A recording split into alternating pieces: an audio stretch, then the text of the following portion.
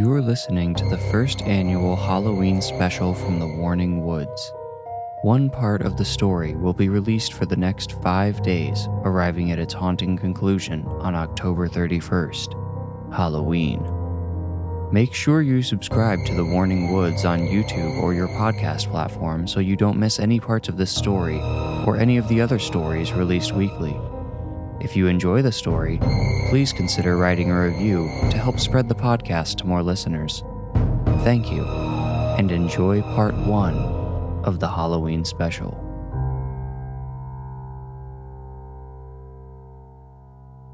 At only 6 years old, my daughter Claire is an impressive chalk artist. It's a hobby she picked up last year as winter faded into spring. She started out like most kids do, drawing smiley faces and stick-legged dogs, but she developed her talent at a prodigious rate. By summer, she was able to fill most of our driveway with a jungle mural complete with detailed shading and even some interesting perspective shifting. I was fascinated by her ability and dumbstruck, since her mother and I are both artistically challenged. The next big piece Claire created was a drawing of our family standing out in front of the house. She managed to create an image that totally drew in the viewer, even without all the vibrant colors of the jungle mural. I told her I was proud of her as she and I stood in the driveway staring at our own smiling faces chalked on the concrete. Someone wasn't smiling, though. Claire had drawn her mom standing next to herself, opposite me. Her mother, Ellie, was the only one without a happy expression. Claire spent weekends with her mom, and I tried my best to stay out of their business and let Ellie be her own parent. However, I felt the blank and almost sad expression Claire had given her mother warranted some concern. "Is Mommy okay, kiddo?" I asked her while I crouched next to the powdery depiction of her mother.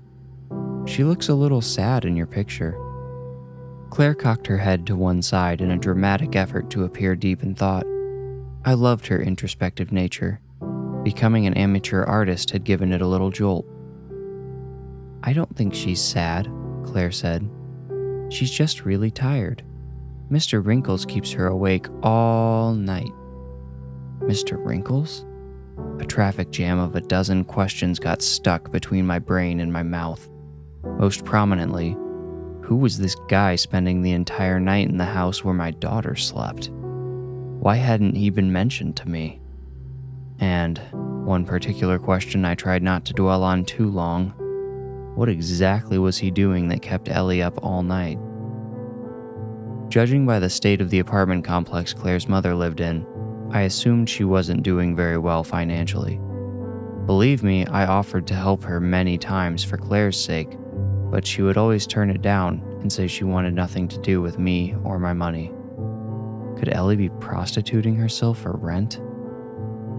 Another possibility, one that I hoped beyond hope wasn't real, was that she had gotten hooked on something again. I'll spare you the whole story, but she left me after I tried to help her get clean the first time. She managed to do so on her own when she was told she could only have partial custody of Claire if she were clean and sober. I didn't want to think Ellie could have slipped back into the habit, but decided the possibility warranted a discussion. "Who's Mr. Wrinkles?" I asked after what was probably too long a silence. "Is he nice?" "I don't know," Claire answered. "He only talks to Mommy." She sounded truly apathetic about the whole thing. A good sign, I told myself. "So he doesn't bother you? He doesn't touch you?" I almost choked on the word touch, as even the thought of it made me sick. Claire just shook her head as she fixed a couple of smudges on her drawing. I decided I would still have a conversation with Ellie, but to drop the subject with Claire. The next morning, a Saturday, I was getting Claire situated in my car to take her to Ellie's for the weekend. Before I got in, I noticed something strange about Claire's drawing on the driveway. I told her to wait a second and walked behind the car to get a closer look. Ellie's face had been completely smeared away. The pristine condition of the rest of the drawing pointed to intentional vandalism. I noticed something small and purple next to where Ellie's face used to be. It might have been a plastic shaving or a broken fingernail. We were already running behind, so I picked it up, put it in my pocket, and returned to the car. Claire was getting her things out of the back seat when I asked Ellie if she had been near my house. She denied it angrily and acted insulted. I knew she was lying, though. I recognized the shifty look in her eyes, which were drooping with exhaustion. And there was something else. I didn't get a long enough look to see if one was broken, but her nails looked like they had been painted recently. Purple. The same shade as the little shaving I found in the driveway. The odds of someone else stopping by our house, erasing only Ellie's face, and happening to have purple fingernails seemed pretty slim to me. I knew she had done it, but I couldn't imagine any good reason for it. Before she boiled over and slammed the door in my face, I wanted to bring up a more important subject. After sending Claire inside, I asked Ellie about Mr. Wrinkles. She became indignant again at the mention of the name. What happens in your house is your business, and what happens in mine is mine, she stated bluntly before turning away. I tried to tell her I could help if she was in trouble, but she slammed the door in my face. Typical. I could only pray whatever was going on with her wouldn't affect our daughter. She loved Claire, that much is true. So I just had to trust and hope that she would never let anything happen to her. A few weeks later, life had returned to normal. There was no mention of Mr. Wrinkles and no more trouble with Ellie. Claire decided to draw another family portrait on the driveway. It was cute, but saddening at the same time. She clearly still thought of us as a family and wanted us to be together. Ellie apparently didn't like that idea. Claire and I were leaving for school when she screamed and ran over to her drawing. This time, Ellie's entire body and face had been wiped away. Dried blood was smeared near the edge of the blur. I imagined Ellie furiously rubbing and scratching at the image as I tried to comfort Claire. The poor girl cried the whole way to school. She was heartbroken, and I didn't know what to say. I called Ellie when I got home and was shocked when she answered. I told her what happened, about how it made Claire feel, and was open about my suspicions. I even told her about the fingernail I found the first time and how it looked like it could have been hers. She surprised me again by admitting she had been the one who vandalized Claire's artwork. All right, Kevin, you're right. It was me. Both times, she said. But why? Don't let her draw me anymore, she pleaded. I was surprised by the genuine concern in her voice. It wasn't anger or even mild frustration. It was fear. Ellie, Claire misses you when she's not with you. I can't ask her to stop drawing pictures. It'll break her heart. Look, Ellie replied. Her voice seemed hushed, the kind of voice someone uses while they're looking over their shoulder. I don't know how it works or why, but he follows me. Even just my picture can attract him, draw him in. I can keep him away from her here, but I don't want to have to worry about her there too. Mr. Wrinkles? I asked. If you're in trouble, just tell me. I'll do anything I can. You know I still care about you and I want you to be safe. Just don't let her draw me anymore, she said, and abruptly hung up. I felt heavy and defeated. Not because I was worried about Mr. Wrinkles, but because I thought it might be time to revisit the custody agreement. I was worried about Ellie's mental state. Claire brought a pencil drawing of us home from school that day. Honestly, chalk was her best medium, but the sketch offered a passable likeness to our broken family. I only considered Ellie's warning for a second before I put the drawing on the fridge. I should have listened. I was woken up that night by a distinctive creak from one of the floorboards in my hallway. I sat up and listened. When I heard the sound of a hand grabbing the doorknob to Claire's bedroom, I shot out of bed and into the hall. The hallway appeared to be empty besides a piece of paper laying on the floor. I flipped on the lights and saw it was Claire's drawing from the fridge. I peeked into her room just long enough to see her little form rising and falling under the covers as she snored. All seemed well, besides the relocated drawing. I wanted to believe I had imagined the sounds I heard, but then how did the picture end up in the hallway? Had Claire put it there? It seemed unlikely. Returning to my room, I picked up my phone. I was going to call Ellie and demand to know if she had been in my house, but I had a text from her. "He found you," it said. Below it was a second message in all caps. "Get out."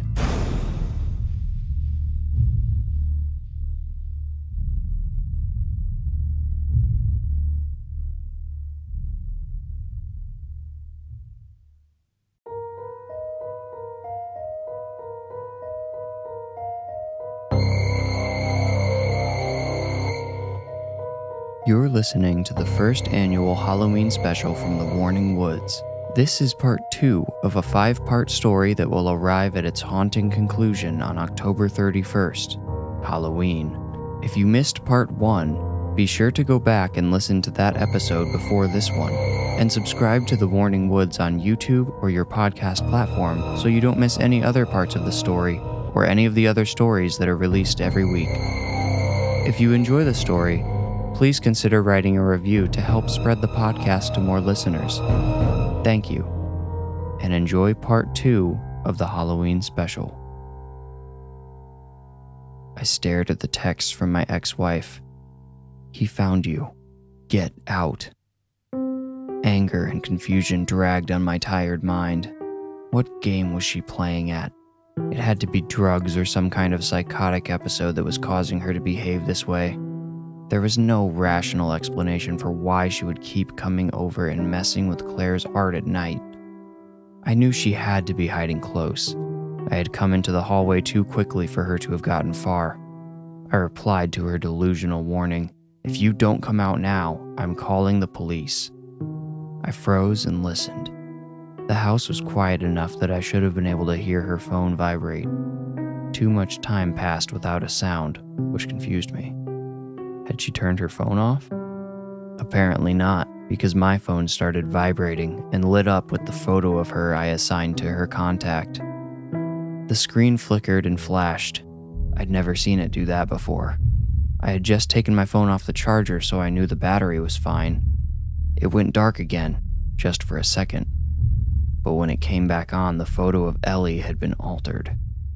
Her eyes, her playful blue eyes, had turned black. In the center, where her pupils should have been, were tiny green dots.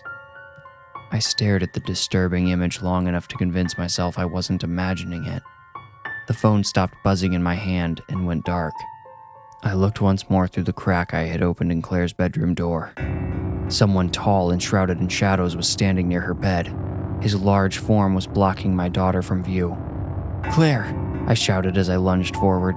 The monstrous person turned to me and I saw 2 green dots where his eyes should have been, just like the photo of Ellie. I slammed into the door only to have it slam me back. It closed hard enough to knock a portrait of Claire off the wall in the hallway. I pounded on the door as I frantically turned the knob to no avail. The door had no lock. He was holding it shut. After one more futile effort to break down the door, I dropped my phone and ran outside. As I dashed to Claire's bedroom window, I picked up a decorative rock from the side of the house. I pounded on the window and yelled, "Get back!" I heaved the rock with all my strength and it smashed through the glass. Claire screamed. I'm sure I heard her scream. The sound of her cries and the adrenaline coursing through my veins made me oblivious to pain. I grabbed the jagged window frame and hoisted myself up through it. As I tumbled into Claire's bedroom, slick with sweat and blood, I screamed, "Get out!" But no one would hear me. The room was empty. There was no green-eyed monster. There was no Mr. Wrinkles or Ellie. And there was no Claire. I checked beneath her covers, under the bed, in the closet, and everywhere else a small child might hide. In complete panic, I started shouting for Claire as I checked under the bed and in her closet again, but received no response. I went to her door, which opened easily now. My phone was on the floor in the hallway. It vibrated across the hardwood with another call from Ellie. When I picked it up, I didn't wait for Ellie to make a sound. "What's going on? Where's Claire?" I demanded. "Where's..." Ellie trailed off and started to cry. "Oh my God, he got her." "Oh, no, no, no, I told you to leave," she screamed in my ear. "Ellie, you have to tell me what's happening," I begged. "Who is he? Who is Mr. Wrinkles?" There was a loud knock on the front door. "Police, open up," a man called from outside. I hadn't even noticed Claire's room was glowing with flashing red and blue lights. The police officer knocked again, and I went to the door, worried he might break it down if I didn't open it quickly. The fact that I had blood all over my hands and shirt didn't register until I saw the look on the officer's face as I opened the door. "Get down," he yelled as his hands moved toward his hip. I saw the gun there and dropped to my knees with my red hands raised. "No, officer, I live here. This is my house," I stammered. He rushed in and grabbed one of my wrists, pinning it to my back. He forced me the rest of the way down and cuffed me. As he spoke some code into his radio, I tried to explain that my daughter was missing. He finished his transmission and yanked me upright. "Your daughter?" he asked. I nodded, tears now streaming down my face. "Dispatch, send more units," he spoke again into his radio. "Child at this location is unaccounted for." "Copy, sending more units." The officer returned his attention to me and said, "You'd better start talking." And I wanted to, but what could I say? I didn't understand what had happened, and I knew if I told the officer what I saw, he would think me insane. My salvation came in the form of a text. My phone, which was on the floor between me and the officer, lit up. He picked it up before I could see what the message said, but he read it aloud. It says, "He has her. He showed me. I don't know what to do now." He paused and looked at me with hostile accusation in his eyes. Sirens approached in the distance. "Who has her?" he demanded. I snorted and swallowed a wad of mucus. I pinched my eyes to push out the remaining tears before I looked up at him and said, "Mr. Wrinkles."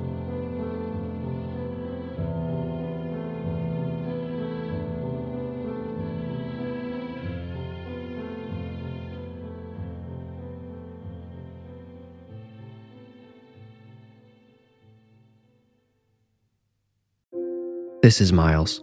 I hate to interrupt, but this would be a great time to hit the like button and subscribe to my channel if you haven't already. I promise you won't regret it. Now, for the rest of the story.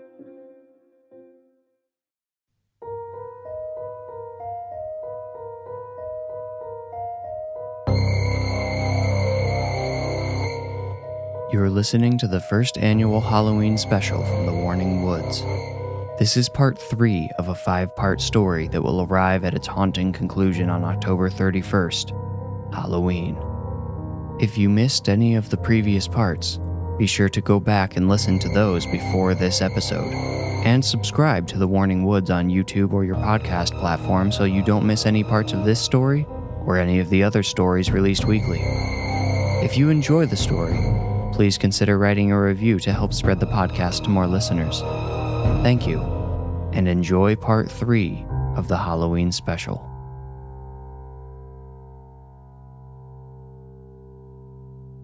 The officer drove me to the station and left me cuffed in an empty interrogation room.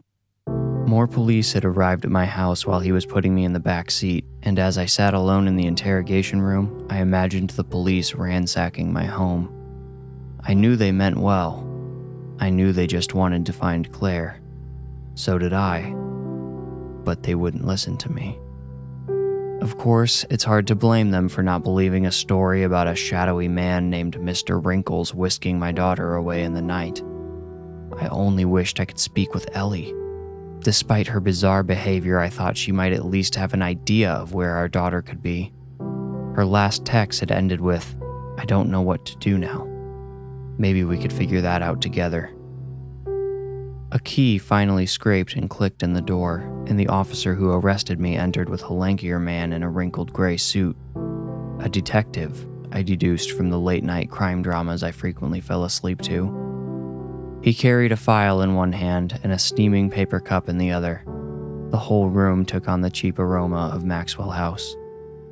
As the detective set his cup of coffee on the table, I saw his name badge. Aldinger. A strong name. Intimidating. "Mr. Davies?" Aldinger spoke. "It's Davis.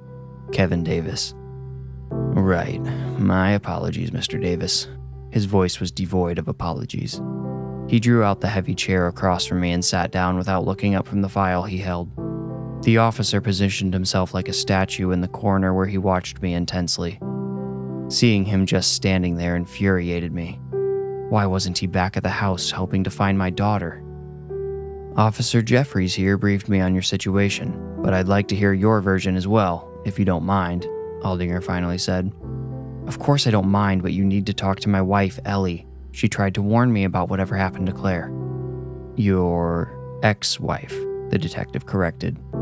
He seemed to take perverse pleasure in pointing out my mistake. Yes, sir, my ex. Ellie Frankel. We're talking to her too. Don't worry, Mr. Davis. We're doing everything we can. I need to see her, detective. I need to talk to her. Mr. Davis, he said, I just spoke with her myself, and that's why it is essential for you to communicate openly with me. My discussion with Ms. Frankel honestly just left me with more reason for concern. Now, be straight with me. Is she an abuser of any substances you know of? My tongue jumped to the roof of my mouth, forming the N in no, but the word didn't escape my lips. Aldinger picked up on my obvious hesitation and wrote something down in the margin of his file. Wait, no, that's all right, Mr. Davis. I understand. She's the mother of your child. I understand. He swiped the pen off the page in dramatic fashion, then turned his gaze to me and continued. Your ex-wife is blaming your daughter's disappearance on a curse. Witchcraft, Mr. Davis. Now obviously this department can't really do much with that story. It isn't a very compelling lead, you could say. She did discuss this Mr. Wrinkles you have also mentioned. Is he someone you know? Friend? Family?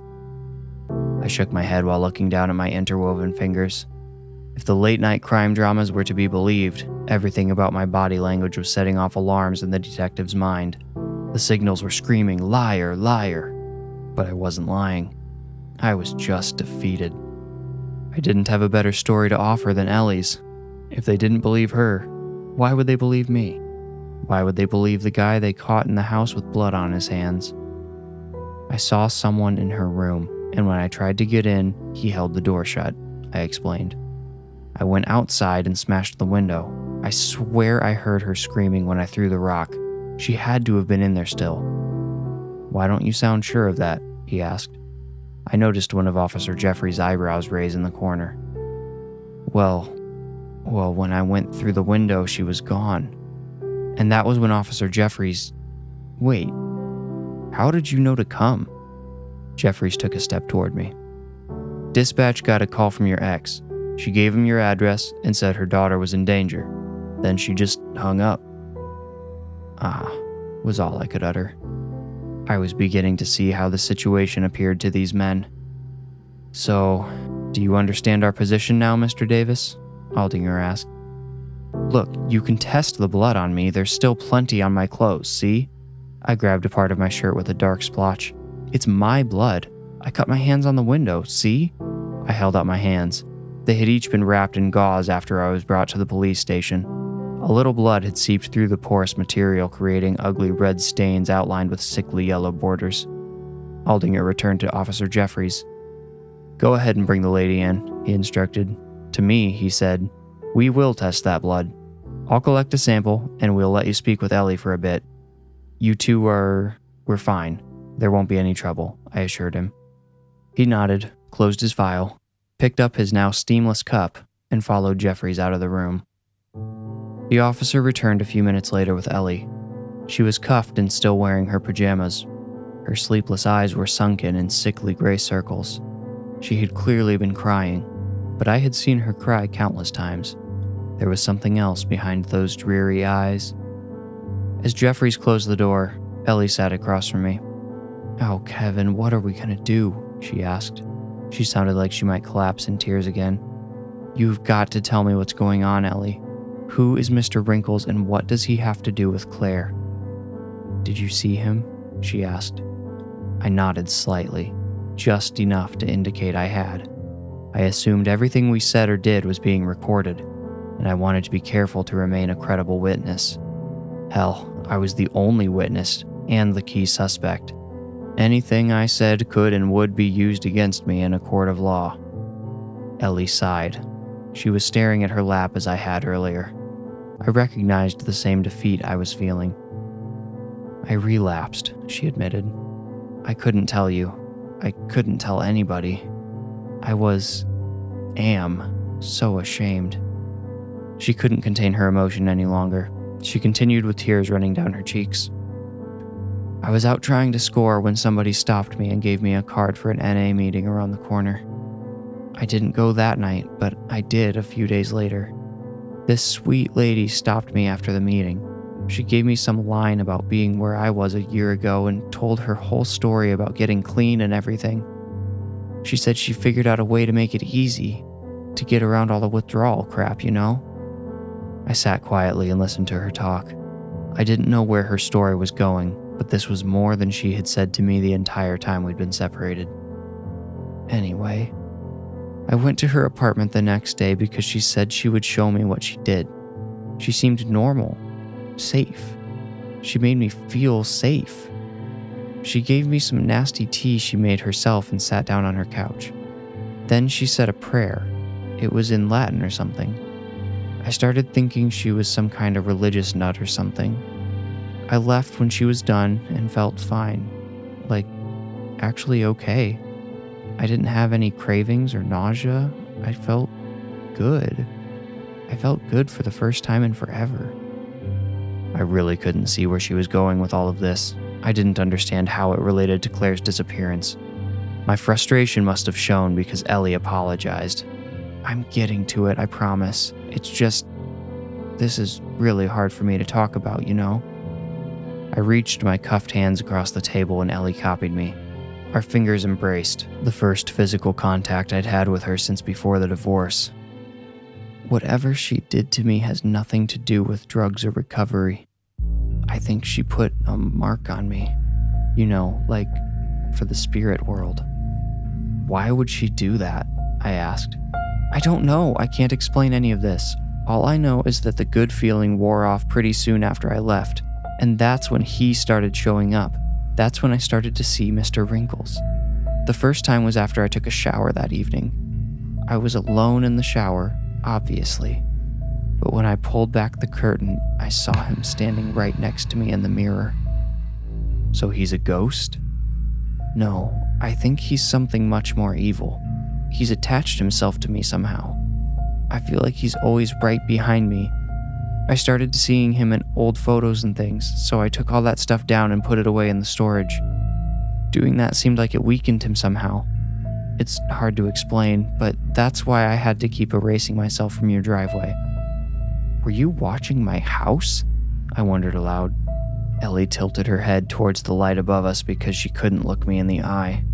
A tear rolled down her cheek and splattered on the metal table between us. I'm sorry. I'm so sorry. I just wanted to make sure she was safe. I had to make sure he wasn't following Claire after she saw him. She saw Mr. Wrinkles too. She's the one who gave him that ridiculous name. She came into my room while I was trying to ignore him and get some sleep.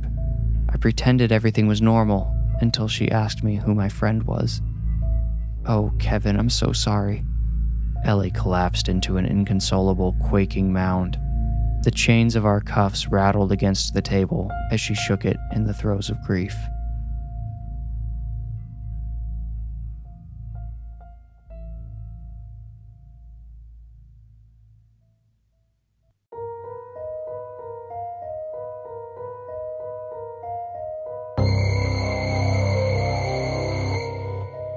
You're listening to the first annual Halloween special from the Warning Woods.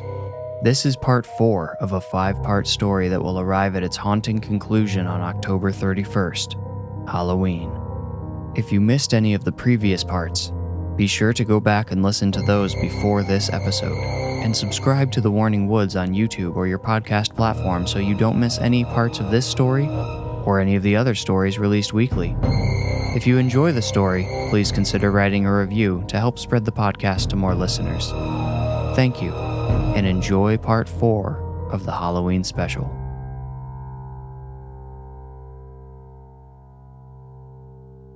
The blood sample the police collected from my shirt came back with my own DNA, as I knew it would. With nothing but circumstantial evidence to hold us, they were forced to let us go after just a few hours. I could tell Detective Aldinger was frustrated by my release, but what could I say? He had the wrong man. From the sound of Ellie's story, the culprit he was searching for was really no man at all. We were exhausted. Ellie was still wearing her pajamas and my bloody shirt had a significant portion cut from it for the blood sample. But we stopped at an overnight convenience store anyway. The clerk barely looked our way. I remember wondering what sort of delinquent chaos that poor man had witnessed for our appearance not to warrant at least a second glance.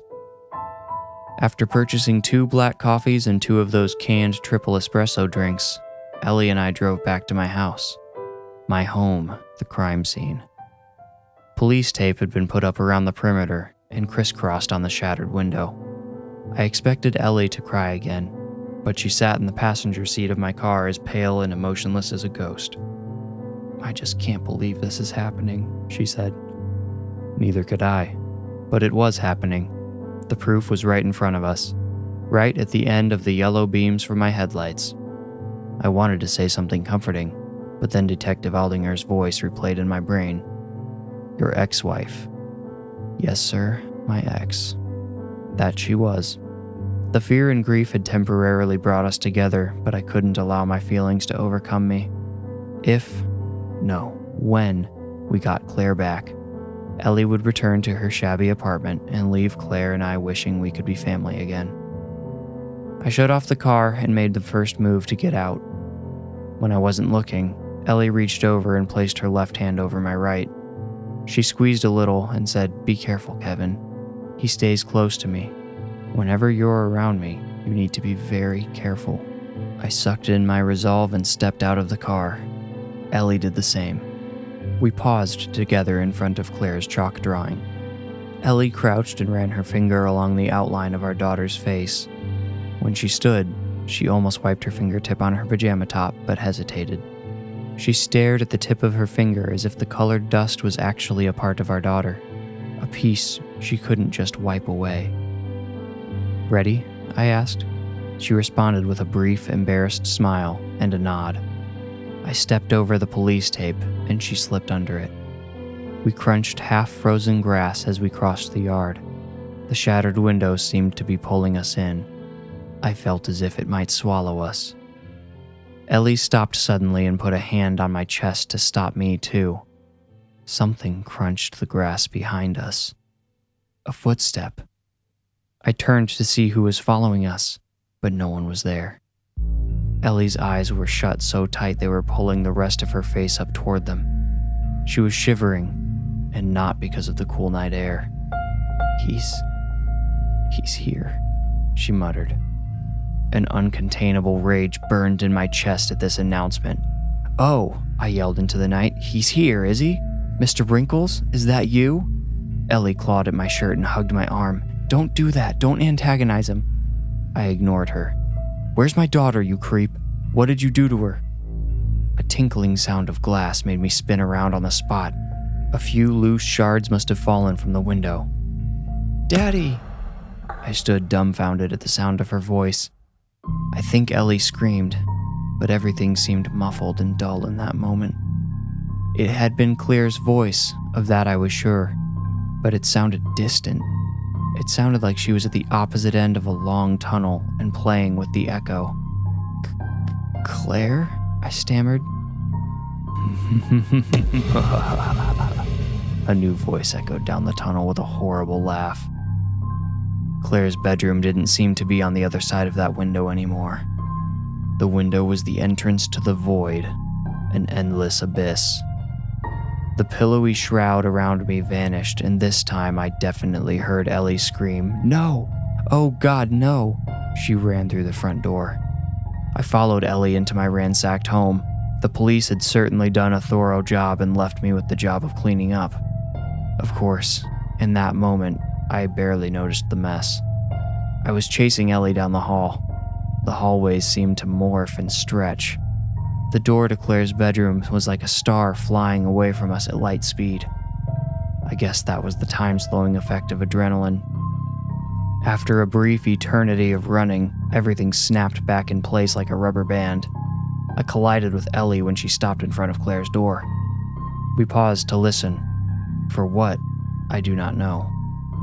The only sound I heard was my own blood pumping through my head. Ba-bum, ba-bum, ba-bum. I placed a hand on Ellie's back and felt her heart beating at an even quicker pace. "Is he in there?" I whispered in her ear. She shrugged and shook her head to say she didn't know. I knew how to find out. "Open the door, Kevin. Just open the door." The simple task of turning the knob was inexplicably daunting. Was I more afraid of seeing Mr. Wrinkles, or of not seeing Claire? Or, the worst possibility by my calculation, seeing them both. I feared I would see both Claire and Mr. Wrinkles at the end of that long, echoey tunnel from which I had just heard my daughter call Daddy just a minute before. I feared I would see them, but have no chance of reaching them. As if to reassure me, Ellie put her hand over mine on the doorknob. Together, we turned it.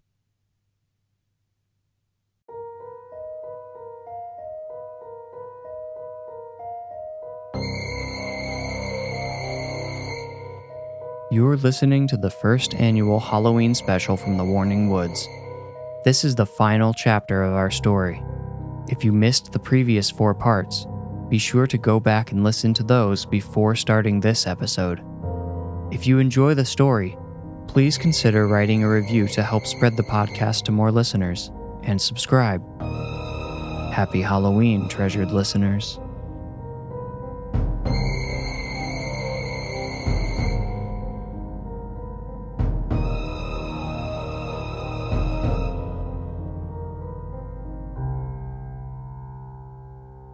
We did not see Mr. Wrinkles behind the door.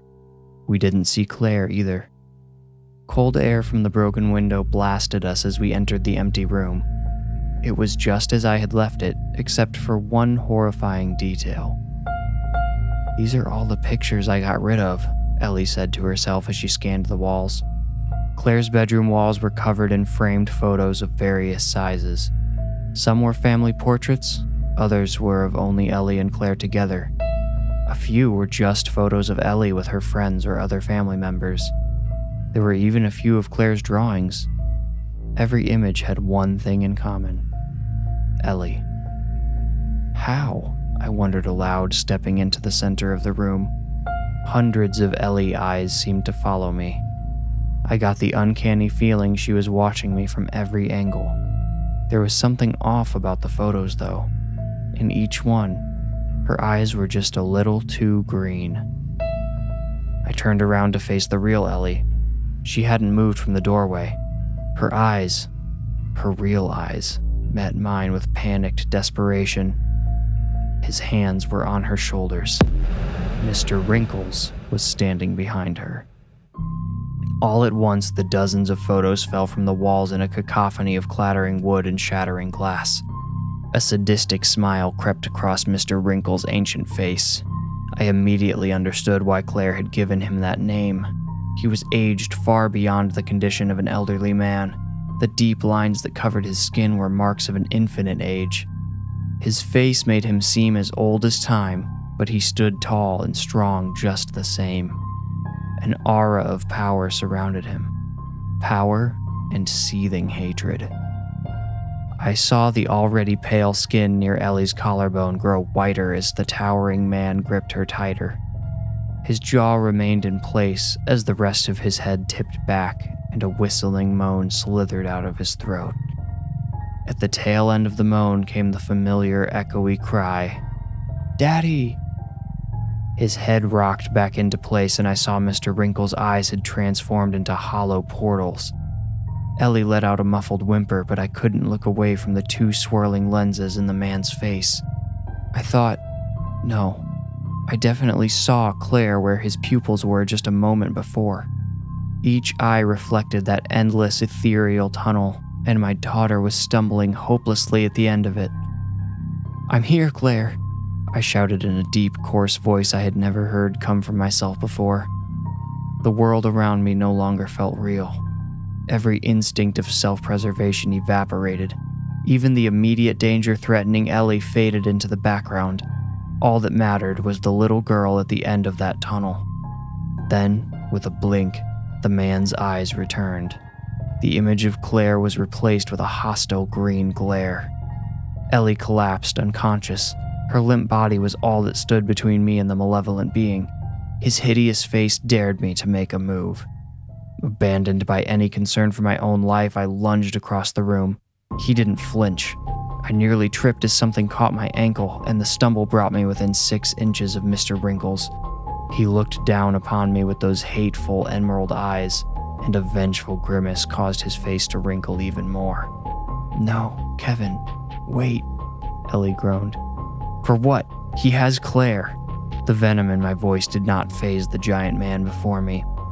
"He's trapped. He's powerless," she said. The horrible head turned from me to glare at Ellie. Something about the malice it expressed broke through the protective shield I had erected and stabbed an icy cold dagger of fear into me.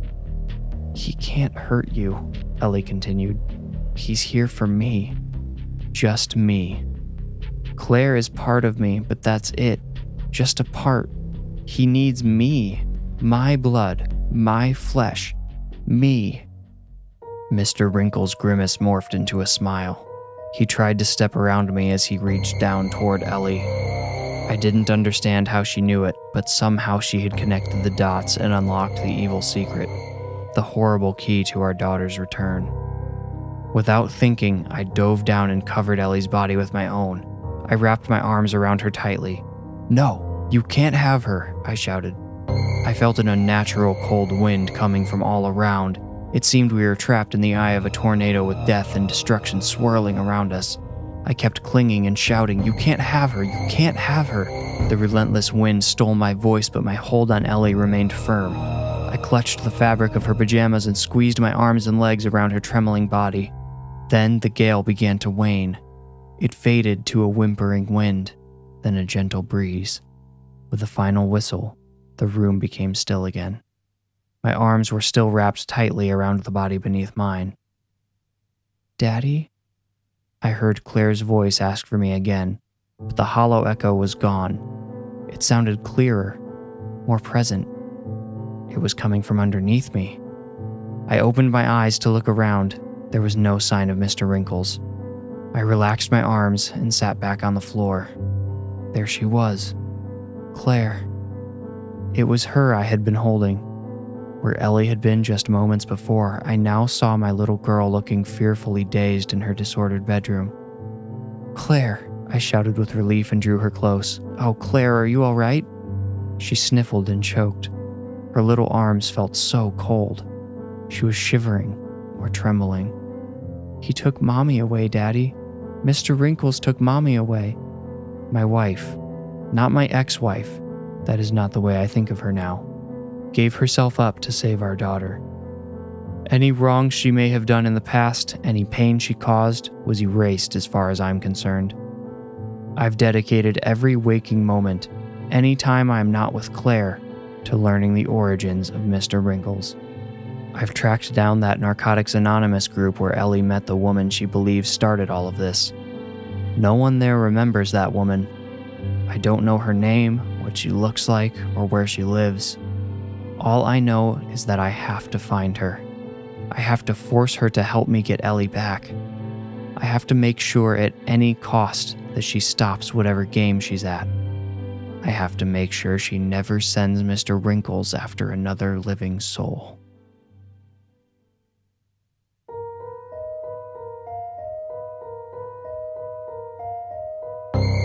This concludes the first annual Halloween special from the Warning Woods. If you haven't already, please subscribe on YouTube or your favorite podcast platform to receive scary stories every week from the Warning Woods. If you enjoy the podcast, please write a review. It helps spread the podcast to more listeners. Thank you.